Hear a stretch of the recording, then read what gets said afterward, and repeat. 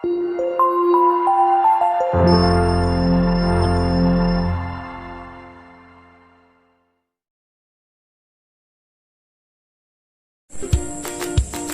anak-anak, selamat pagi. Salam sejahtera buat kita semua. Nah, jumpa lagi dengan Ibu Rafida Manurung dalam video pembelajaran ilmu pengetahuan sosial. Nah, mari anak-anak kita saksikan video pembelajarannya. Baiklah anak-anak, kita mulai video pembelajaran kita kali ini dengan materi dampak positif dan dampak negatif MEA bagi Indonesia. Kompetensi dasar, menganalisis posisi dan peran Indonesia dalam kerjasama di bidang ekonomi, politik, sosial, budaya, teknologi, dan pendidikan dalam lingkup ASEAN. Selanjutnya anak-anak, tujuan pembelajaran. Setelah menonton video pembelajaran ini, anak-anak diharapkan 1. Memahami dampak positif dan dampak negatif MEA bagi Indonesia. 2. Menyebutkan langkah-langkah yang dilakukan oleh Indonesia berdasarkan rencana strategis pemerintah untuk menghadapi MEA. Apa yang kamu ketahui tentang MEA? MEA singkatan dari Masyarakat Ekonomi ASEAN. Para pemimpin ASEAN sepakat memberlakukan pasar tunggal di kawasan Asia Tenggara pada akhir 2015 agar daya saing ASEAN meningkat dan untuk menarik investasi asing. Penanaman modal asing di wilayah ASEAN sangat dibutuhkan untuk meningkatkan lapangan pekerjaan dan meningkatkan kesejahteraan. Pembentukan MEA nantinya memungkinkan satu negara menjual barang dan jasa dengan mudah ke negara-negara lain di seluruh Asia Tenggara sehingga kompetisi akan semakin ketat. Selanjutnya anak-anak, dampak positif dan dampak negatif MEA bagi Indonesia. Masyarakat Ekonomi ASEAN disingkat dengan MEA atau AEC, Asian Economic Community, adalah proyek yang telah lama disiapkan seluruh anggota ASEAN yang bertujuan untuk meningkatkan stabilitas perekonomian di kawasan ASEAN dan membentuk kawasan ekonomi antar negara ASEAN yang kuat. Dengan diberlakukannya MEA pada akhir 2015, negara-negara anggota ASEAN akan mengalami aliran bebas barang, jasa, investasi dan tenaga kerja terdidik dari dan ke masing-masing negara. Aliran bebas barang, jasa, investasi, modal, dan tenaga kerja tersebut akan menimbulkan dampak positif dan dampak negatif. Dampak positif MEA bagi Indonesia. 1. Peningkatan ekspor yang meningkatkan PDB atau disebut produk domestik bruto Indonesia.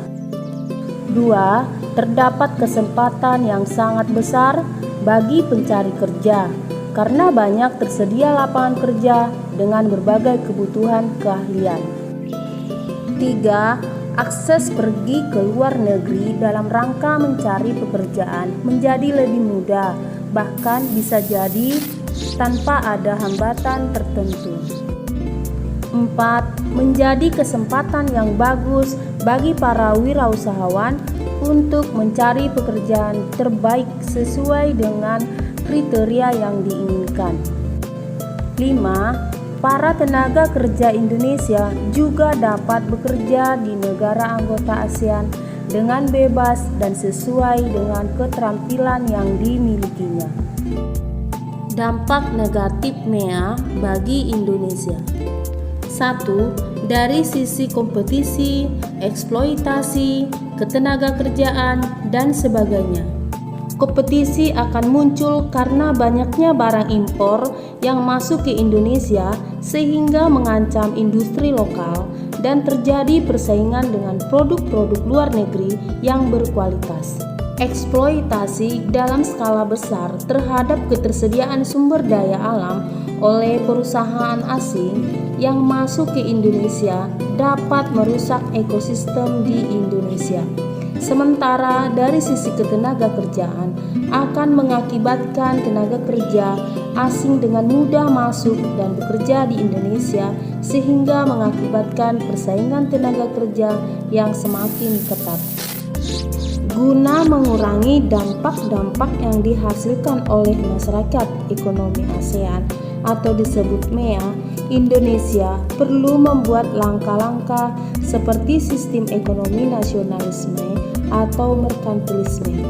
Pemerintah Indonesia sebaiknya tetap ikut campur tangan dalam arus perdagangan internasional yang diberlakukan dalam masyarakat ekonomi ASEAN dengan memberlakukan syarat terhadap barang maupun jasa yang masuk ke dalam Indonesia untuk melindungi perekonomian Indonesia. Guna menangani dampak arus bebas investasi, Indonesia dapat memberikan syarat bagi perusahaan-perusahaan yang ingin berinvestasi di Indonesia. Selain itu, Indonesia juga perlu melindungi sumber dayanya terlebih dahulu agar tidak dieksploitasi oleh perusahaan asing. Indonesia juga perlu melindungi UMKM dari persaingan dalam perdagangan internasional. Baiklah anak-anak, materi selanjutnya, bagaimana persiapan pemerintah Indonesia dalam menghadapi MEA? Indonesia telah mempersiapkan sektor-sektor penting untuk menghadapi pasar bebas MEA. Sektor-sektor tersebut dikelompokkan menjadi dua bagian, yaitu sektor barang dan sektor jasa. Sektor barang meliputi industri agro, otomotif, elektronik, perikanan, industri berbasis karet, industri berbasis kayu, dan tekstil. Adapun sektor jasa meliputi transportasi udara, kesehatan, pariwisata, logistik, dan teknologi informasi. Setelah diberlakukannya MEA, negara anggota ASEAN akan mengalami aliran bebas barang, jasa, investasi, dan tenaga kerja terdidik dari dan ke masing-masing negara.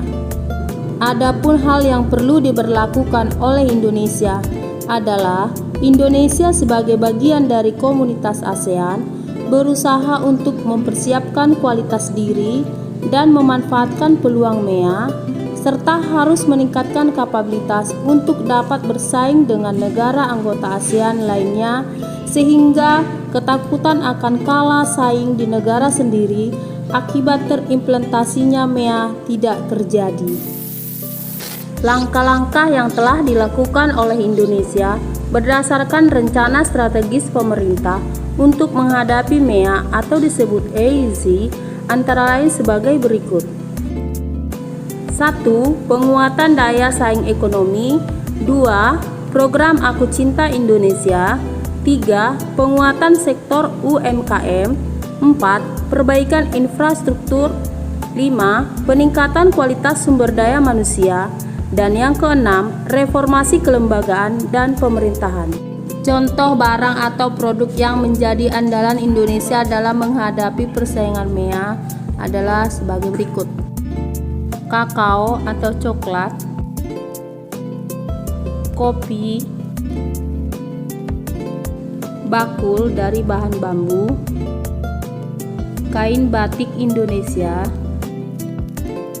ukiran kayu, kerajinan bahan keramik contohnya vas bunga, guci, patung, kerajinan batu logam contohnya cincin, bahan dasar kulit contohnya sepatu, tas bahan kulit, industri otomotif, dan industri lainnya.